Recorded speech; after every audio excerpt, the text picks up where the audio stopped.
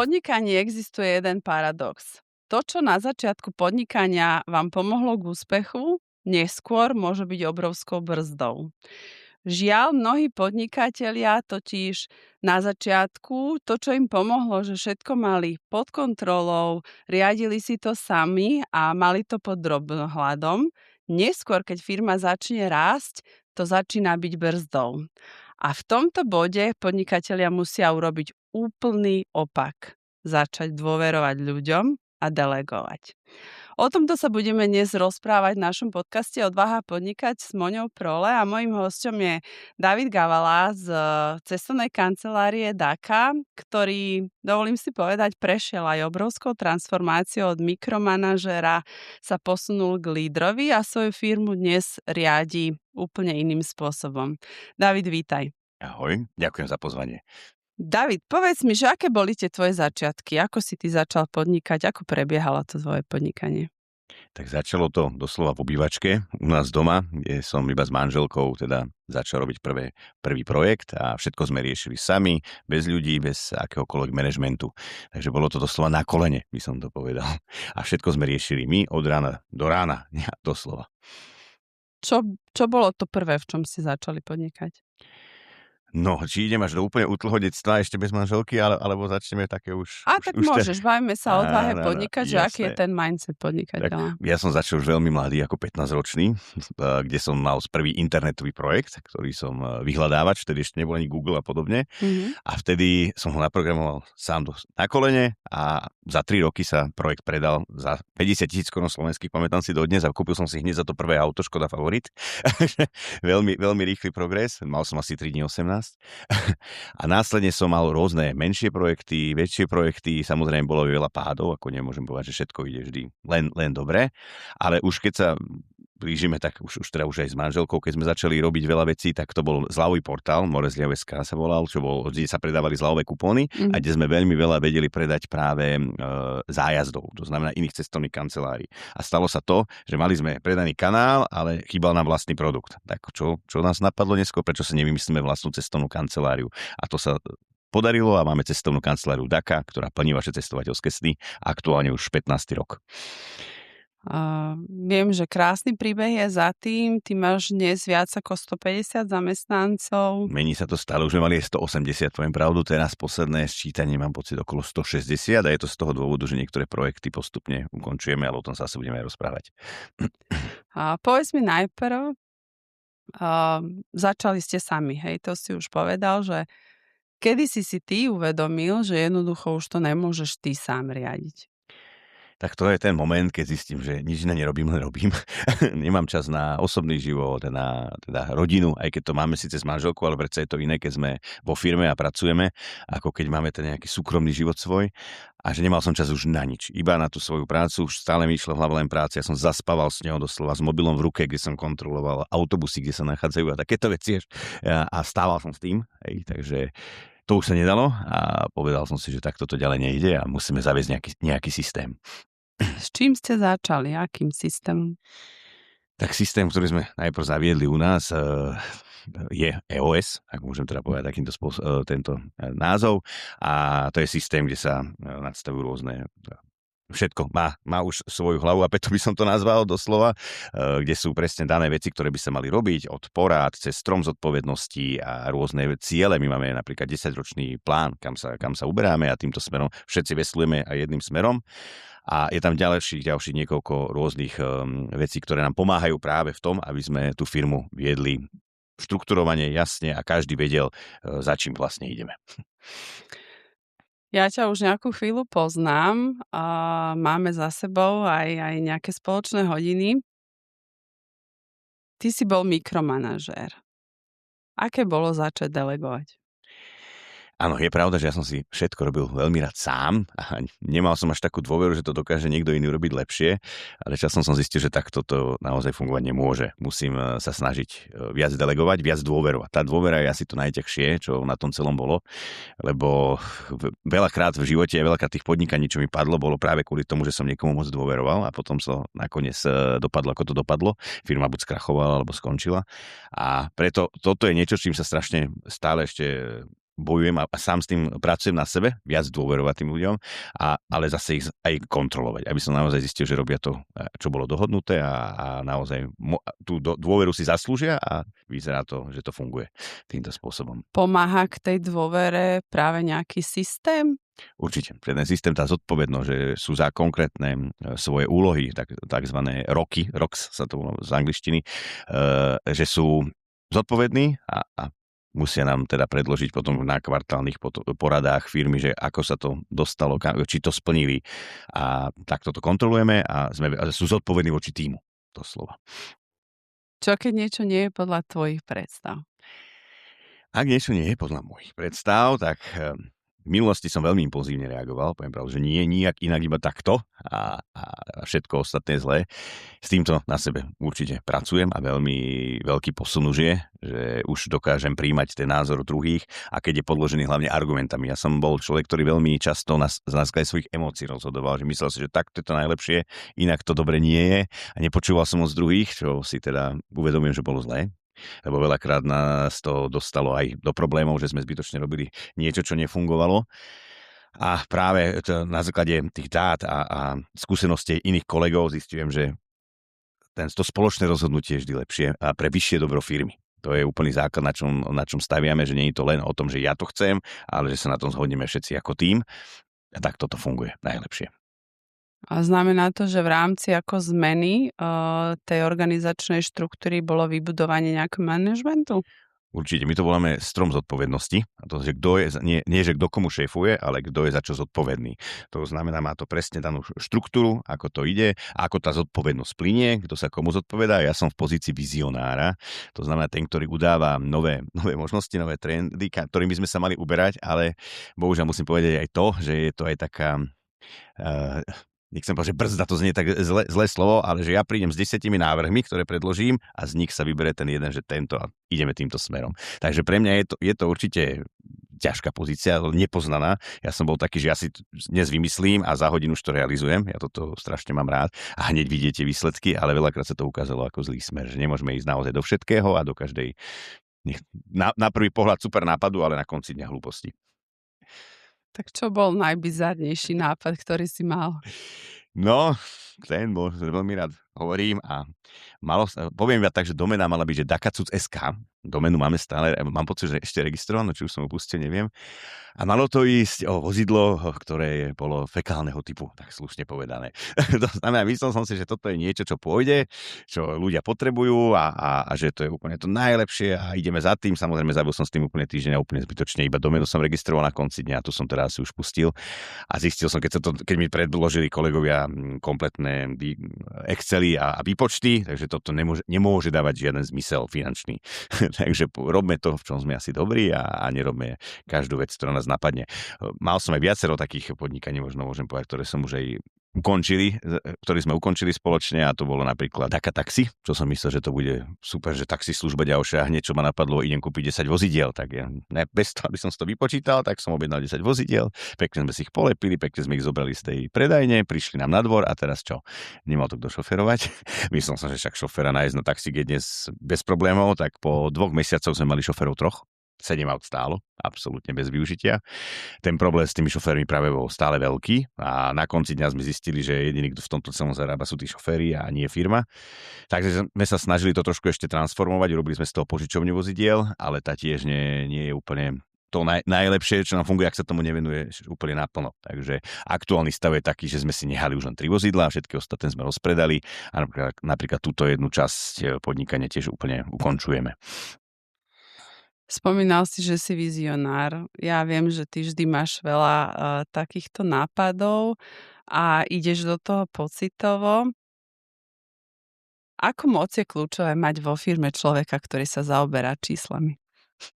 Ja neviem, ako sme bez takého človeka dokázali fungovať, lebo naozaj čísla bolo niečo, čo mi nič nehovorilo a nechcel som sa úplne nimi riadiť a brzdili ma, ale teraz zistujem počasie, že to je, keby som skôr mal takého človeka vo firme, tak možno veľa tých chýb neurobíme a možno sme už teraz niekde úplne inde.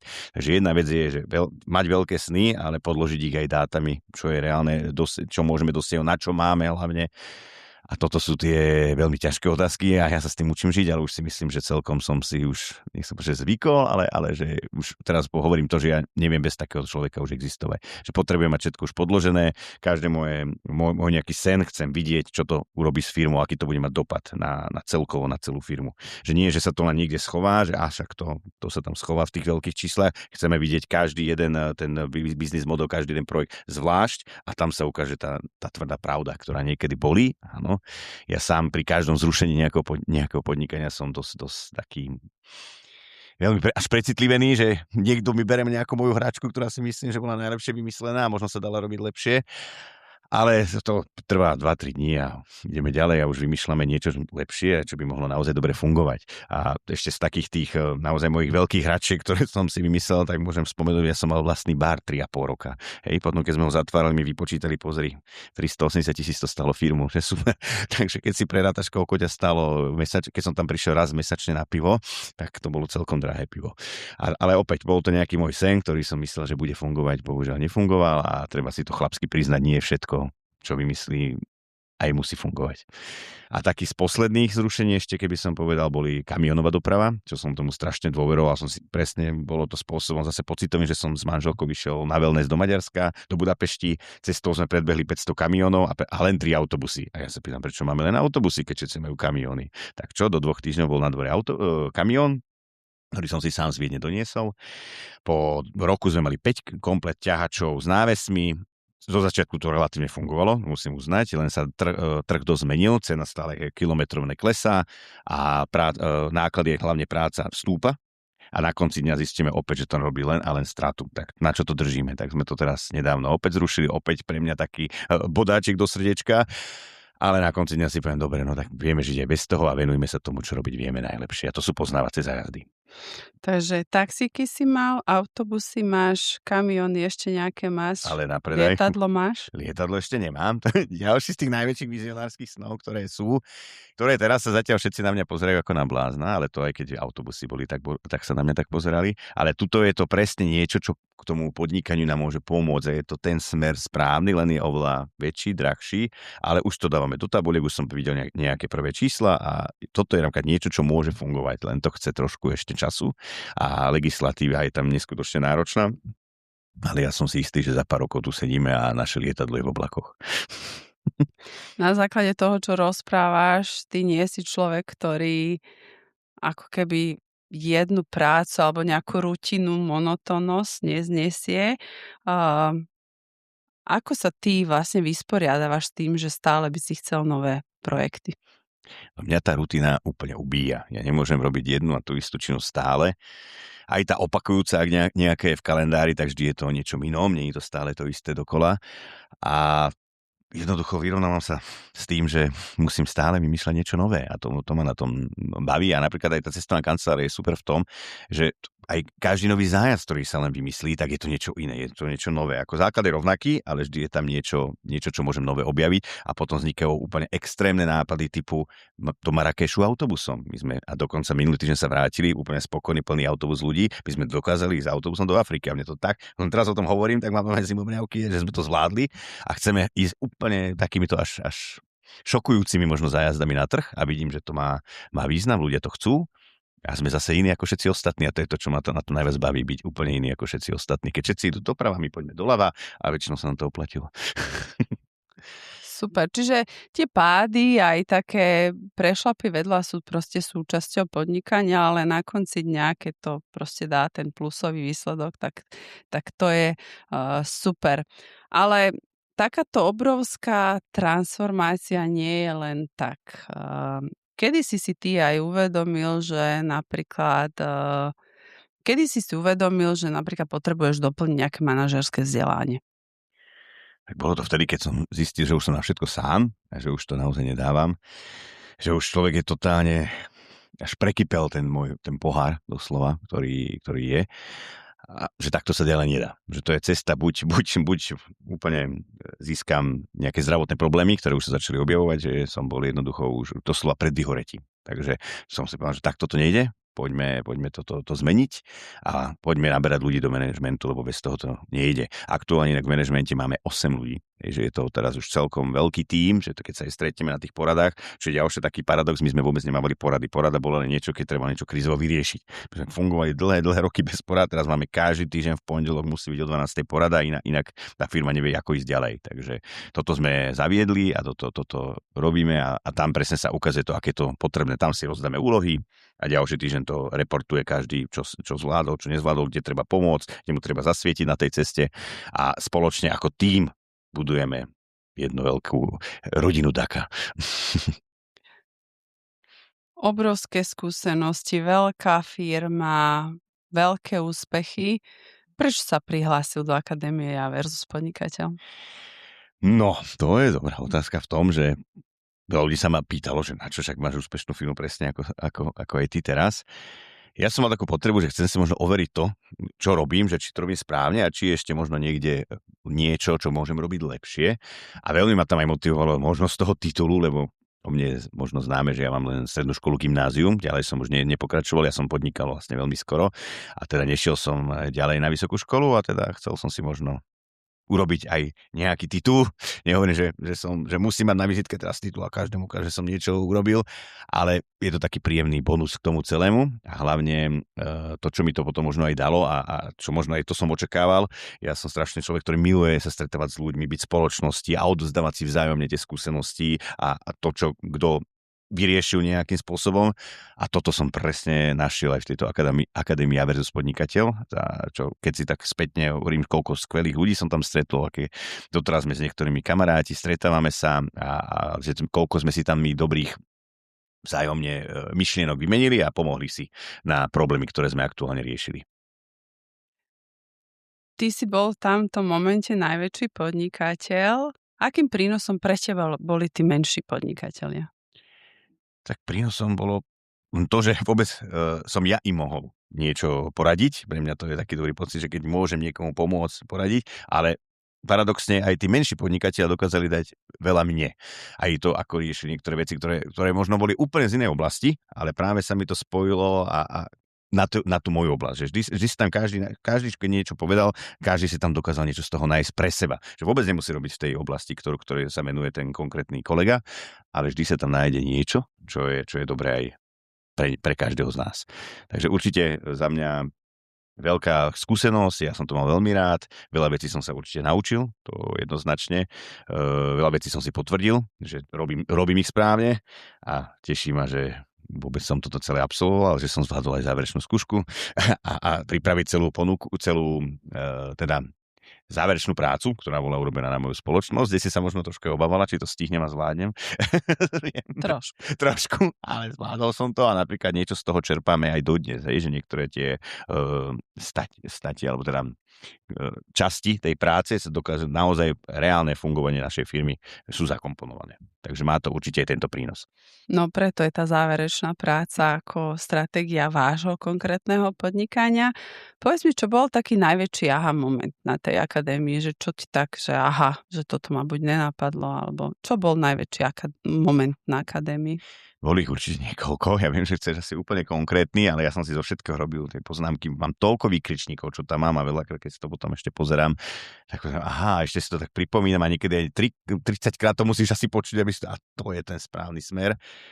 No za mňa je ešte stále veľký šok, keď sme sa bavili o tom, Natália to vtedy hovorila ohľadom toho, koľko peňazí musí vyprodukovať firma na ten počet zamestnancov. A toto je presne ten koeficient a stále zistím, že to ešte nespĺňame, ale respektíve teraz sme pár ľudí prepustili a obrad zvyšujeme, takže už sa dosahuje, už sa blížime k tomu cieľu a teraz na prvú ti neviem povedať tú sumu, ale viem, že to... No to bolo vtedy v tom momente, keď sme to rátalo, to bolo, že 7,5 tisíc obrad na jedného zamestnanca by si mal mať, aby tá firma bola profitabilná. Presne tak. V konečnom výsledku. A teraz, naozaj, keď sa to tak človek prerátá a teraz vidí, že znížime počet zamestnancov, obrat sa zvyšuje, tak má to tú logiku.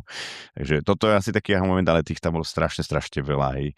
Je neskutočne veľa o AI téma, to je tá moja téma, čo ja úplne milujem, čokoľvek, alebo ak si ukazoval, ako ty s tým pracuje, že veľa vecí som sa tam od teba navnímal. Rovnako to plánovanie času a kalendáru, to ja už som tak spokojný, že mám plný kalendár a že je to normálne, že ku mňa niekto chce nejaký termín a ja mu poviem najskôr za 3 týždeň, lebo ja to mám naozaj tak pekne rozplánované a mám z toho poriadok a mňa to teší, hej. Skoro ma neteší, keď potom niečo sa predĺží a musím niekde 10 minút meškať, jak napríklad dnes a veľmi ma to potom tak trošku zožiera, ale keď to pochopí aj druhá strana, tak je to v poriadku. To plánovanie je oslobodzujúce však. Veľmi. Stále... Radšej mať všetko naplánované, ale už si naučil som sa plánovať aj ten voľný a súkromný život. Doslova, že ja si tam zapisujem aj teda aj čas s rodinou a podobne, aby to nebolo preplnené len pracovnými, ale práve aj tými súkromnými. A potom som sa naučil oveľa viac oddychovať v rámci dovolenky, aby som nebol stále myslel niekde. A napríklad najlepšia dovolenka, čo doteraz musím povedať, že vždy si rád spomeniem, bolo, keď som bol pred rokom na Maledivách, sme boli s celou rodinou. Ja som doma nechal notebook, nechal som doma mobil. A to bolo tak oslobodzujúci pocit. 2 týždne naozaj sa nevenovať ničom inému na vlastnej rodine. 100% pozornosťou. No, keď sme sa vrátili, síce stalo sa, jeden člen vedenia skončil na psychiatrii, 2 dali výpoveď, ale firma fungovala ďalej. Ale ty si bol oddychnutý. Ja som bol oddychnutý a dokázal som to vyriešiť a nahradiť teda aj týchto kolegov, ktorí to možno nezvládli, ale určite do budúcna takto chcem dovolenkovať, aby som úplne vypol a to je taký môj sen o ideálnej dovolenke, neriešiť nič iné, len ten prítomný okamih, tú vlastnú rodinu a venovať sa im. Chcete úspešne podnikať, ale realita vás valcuje? Dnešnú epizódu vám prináša Akadémia Ja versus Podnikateľ. Jedinečný koncept vzdelania, ktorý vás naučí, ako vyhrať súboj s vlastnými limitmi a postaviť firmu, ktorá funguje aj bez vašej 24-hodinovej prítomnosti. Akadémia Ja versus Podnikateľ. Povedz mi ešte, za tie roky prešiel si asi mnohými aj krízami na trhu, aj COVID.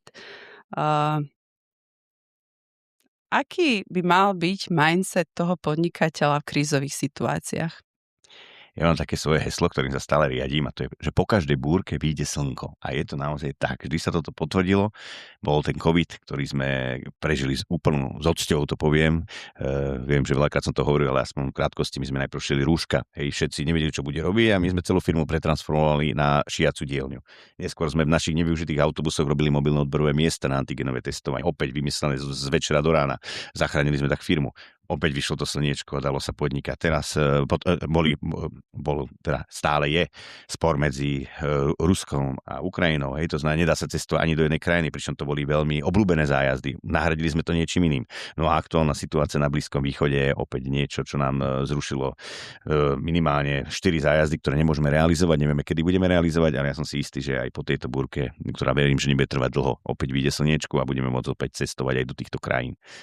Takže je to náročné, ja som veľmi ale pozitívne naladený a na všetkom zlom hľadám niečo dobré, keď niekedy je to veľmi ťažké nájsť to a snažíme sa len dúfať lepšie za tej trešky a zatiaľ sa to vždy potvrdilo. Každú jednu krízu sme zvládli a ešte veľa ich určite zvládneme. Ešte mám na teba otázku. Aké to je podnikať s manželkou? No...